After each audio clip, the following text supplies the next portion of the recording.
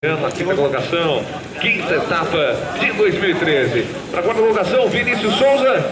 Ela pegar a entrega ali, obrigado. Parabéns, carteira 111, Vinícius Souza. Eu não posso. Quarto colocado. Na terceira posição, piloto Michel Amoissa. Já pegou o troféu ali, já do que eu. Parabéns, Michel Amoissa. Terceiro colocado nessa quinta etapa. Na segunda posição, nessa quinta etapa de 2013, piloto João Cunha.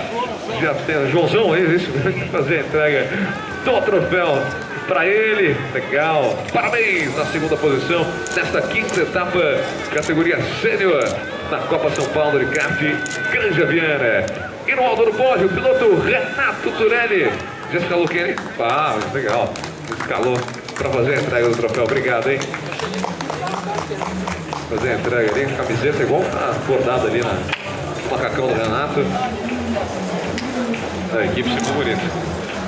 Aí, parabéns. As cores em azul, vermelha, amarela. Renato Turelli, vencedor da quinta etapa da Copa São Paulo de kart Granja Viana, categoria sênior. Parabéns! Parabéns, Renato Turelli, João Cunha, Michel Buissa, Vinícius Souza, Adriano Filadoro, André Matinha.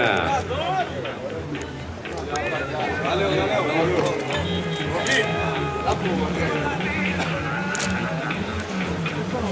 Vamos ver agora a entrega dos troféus dos pilotos Super Sênior da categoria